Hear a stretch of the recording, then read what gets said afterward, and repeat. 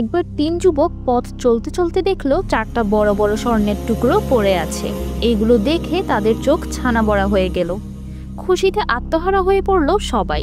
সিদ্ধান্ত হলো প্রত্যেকেই সমানভাবে ভাগ করে নেবে। কিন্তু এতে মন ভরল না কারো। তাই প্রত্যেকেই ভাবনা শুরু করে দিল কি করে সবগুলো স্বর্ণ হাতিয়ে নেওয়া যায়। কিছুক্ষণ পর একজনকে বলা হলো, তুমি বাজার থেকে আমাদের জন্য খাবার নিয়ে আসো। তাদের কথা মতো সে বাজারে গেল খাবার আনতে। এদিকে বাকি দুজন মিলে ফোন দিয়ে আসলো, বদমাইশটা খাবার নিয়ে এলে তাকে মেরে ফেলতে হবে, তাহলে দুজনে দুটো করে স্বর্ণের টুকরো পাবো। অন্যদিকে যে খাবার আনতে গেল সেও ভাবলো খাবারের মধ্যে বিষ মিশিয়ে দিলে খেয়ে দুজন মারা যাবে, তাহলে আমি একাই চারটা স্বর্ণের টুকরো পেয়ে যাব। এভাবেই লোভে অন্ধ হয়ে তারা নিজ নিজ সাথীকে হত্যার ফাঁদ পাতল।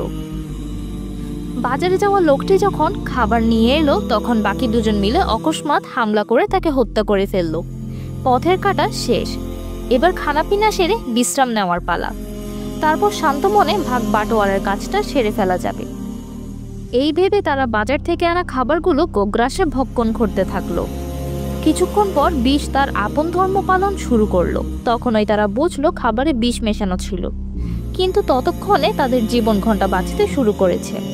তারাও প্রথম বন্ধুর ভাগ্য বরণ করলো। বিজন ভূমির ওপর পড়ে থাকলো তিনটি তাগড়া যুবকের লাশ, আর পাশে পড়ে রইল মালিকানাবিহীন চার টুকরো মহামূল্যবান স্বর্ণ। এই তো দুনিয়ার লোভের পরিণতি। এটাই প্রতিহিংসা আর চাহিদার প্রতি অসুস্থ প্রতিযোগিতার ফল।